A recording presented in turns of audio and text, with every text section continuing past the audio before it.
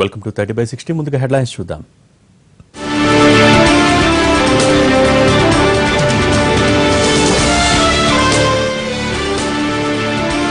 అమెరికాలో ఇండియన్స్ కు వేధింపులు, తమ దేశం వీడి వెళ్లాలంటూ వార్నింగ్స్. నారా లోకేష్ కు ఖరారైన ఎమ్మెల్సీ సీటు, టీడీపీ పొలిట్ బ్యూరోకు చినబాబు థ్యాంక్స్. ఎమ్మెల్యేలు ఎమ్మెల్సీలకు వసతి కల్పించలేం, 50,000 అలవెన్స్ గా ఇస్తామన్న యనమల. కొత్త అసెంబ్లీలో నూతన సంప్రదాయాలు పాటిద్దాం, ఫిరాయింపులపై కఠిన చర్యలకు స్పీకర్కి జగన్ లేఖ. ఆఫీసుల్లో జయ ఫోటోలు వెంటనే తీసేయండి, ప్రభుత్వానికి మరోసారి Stalin demand.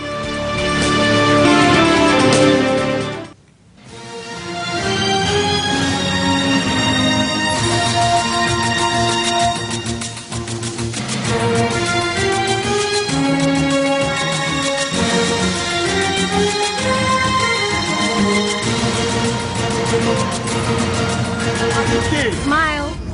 Cheese. See my teeth too? Let the door go. What are you doing? I gotta go. He needs to go to police station. This man is harassing. No. I have it all on video. No. This is I can't hold up 1,000 people for this bullshit. okay. Watch us. He is the one. అమెరికాలో భారతీయులపై వివక్ష కొనసాగుతూనే ఉంది. 4 రోజుల క్రితం శ్రీనివాసును హత్య చేసిన ఘటన మర్చిపోకముందే మరో 2 చోట్ల భారతీయులపై జాతి వివక్ష దాడులు జరిగాయి. న్యూయార్క్లో ఓ లోకల్ ట్రైన్లో భారతీయులపై దాడికి దిగారు అమెరికన్ పౌరులు. ట్రైన్లో ప్రయాణిస్తున్న భారతీయురాలిని టార్గెట్ చేస్తూ 2 నల్ల జాతీయులు వేధించారు. మా దేశం విడిచి వెళ్లిపోవాలంటూ హెచ్చరించారు. మా దేశంలో మీకేం పనంటూ వెకిలి చేష్టలు చేస్తూ భారతీయ యువతిని వేధించారు. I don't own this country. I ain't touched nobody. I didn't touch nobody. I just said words. Freedom of speech. Black power. Fuck out of here. Wow, they really got these two guys. You got fuck out of here. Excuse me. Don't come close. Excuse me. Can I get that phone? Can you take my picture out that phone? Can you take my picture out that phone? You touch me, Can you take that picture out my phone? and you see. Don't touch me. Don't touch my Can you item. take my picture out that phone? Stay Can you away. take my picture out that phone? Because that's disrespect. You don't take nobody's picture. Disrespect. You don't take nobody's fucking picture. You don't know me. Fuck out of here. You don't know me. You don't take nobody's picture. Who the fuck you harassing? You taking my picture. The fuck is you harassing? Yeah, thanks, guys. Great.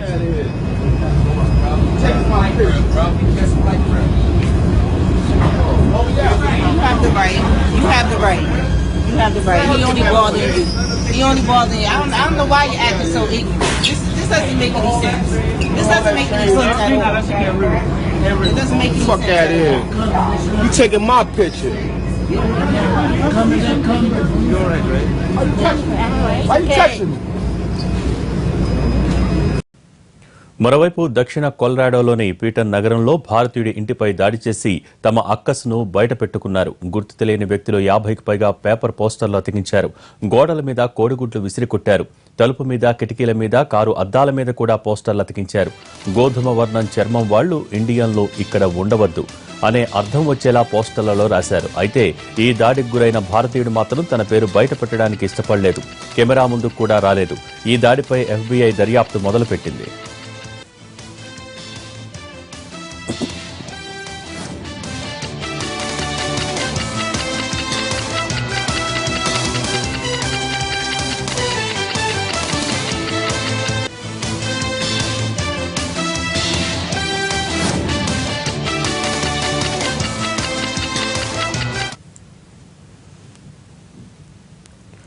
విజయవాడలో Manjunathan commission బహిరంగ విచారణ కొనసాగుతోంది. BC గ్రూపులో మార్పులు చేర్పులపై ప్రజల అభిప్రాయాన్ని సేకరించనుంది commission. దీనిపై ఆందోళనకు దిగాయి బీసీ సంఘాలు. పూర్తి వివరాలు మా ప్రతినిధి హరీష్ అందిస్తారు. మంజునాథ కమిషన్ సంబంధించినటువంటి అభిప్రాయ సేకరణ ప్రారంభమైనటువంటి బదులు ఈ రోజు రేపు జరిగేటువంటి అభిప్రాయ సేకరణకు సంబంధించినటువంటి అంశం చాలా కీలకంగా మారింది. విజయవాడ కేంద్రంగా అభిప్రాయ సేకరణకు సంబంధించినటువంటి వ్యవహారం పూర్తి స్థాయిలో చర్చకు వచ్చినటువంటి నేపథ్యంలో 2 రోజుల పాటు జరిగేటువంటి అభిప్రాయ సేకరణకు సంబంధించినటువంటి అంశం విజయవాడ సిద్ధార్థ ఆడిటోరియంలో ప్రారంభమైనటువంటి పరిస్థితి. ఎవరికి వాళ్ళు బీసీలు ఒకవైపు, కాపులు ఒకవైపు పోటాపోటీగా తమ అభిప్రాయాలను వెలువడించేటువంటి ప్రక్రియలో కొనసాగుతున్నటువంటి నేపథ్యం కనిపిస్తుంది. ఇప్పటికే బీసీలు కూడా డిమాండ్ చేసినటువంటి పరిస్థితి. రిజర్వేషన్కి పెంచకుండా కాపులను బీసీలో చేర్చడానికి వ్యతిరేకం అని చెప్పి కొంతమంది చెప్తుంటే అసలు పూర్తిగా బీసీల్లో చేర్చడానికి వ్యతిరేకిస్తున్నటువంటి పరిస్థితి కనిపిస్తుంది. మనతో మాట్లాడేందుకు కాపు కార్పొరేషన్ చైర్మన్ రామానుజయ్య ఉన్నారు. సార్ చెప్పండి, ఇప్పటికే చాలా చోట్ల అభిప్రాయ సేకరణ జరిగింది, చాలా వివాదం కూడా నడుస్తున్నటువంటి పరిస్థితి. ప్రస్తుతం ఇవాళ రేపు జరిగేటువంటి అభిప్రాయం సేకరణ ఎలా జరగబోతుంది? ఇది కమ్యూనికేషన్ గ్యాప్ వస్తూ ఉంది. చంద్రబాబు నాయుడు గారు కానీ ఇటు అనంతపురం నుంచి శ్రీకాకుళం వరకు ఉన్నటువంటి కాపులు కానీ ఏదైతే ఇప్పటి వరకు ఉన్నటువంటి రిజర్వేషన్ ఉందో, బీసీలకు ఉన్నటువంటి రిజర్వేషన్ ఉందో, ఆ రిజర్వేషన్లో 0.001% కూడా ఎవరు కూడా కోరుకోవట్లేదు. కర్ణాటక, కేరళ, తమిళనాడులో ఏ రకమైనటువంటి అదనంగా రిజర్వేషన్ ఉందో ఆ రిజర్వేషన్ని ఈ రాష్ట్రంలో ఉండేటటువంటి కాపు, బలిజ, ఒంటరి, తెలగ కులాలు కానీ, అదేవిధంగా ప్రామిస్ చేసినటువంటి చంద్రబాబు గారు కానీ ఆ రకంగా ఇవ్వాలనే ఒక ఆలోచనతో ఉన్నారు. ఈ రాష్ట్రంలో మరి ప్రతిపక్ష నేతగా ఉన్నటువంటి జగన్మోహన్ రెడ్డి ఇటు కాపుల్ని అటు బీసీలని రెచ్చగొట్టేటటువంటి ప్రక్రియలో భాగంగా కొంతమంది ఆవేదన చెందుతూ ఉన్నారు.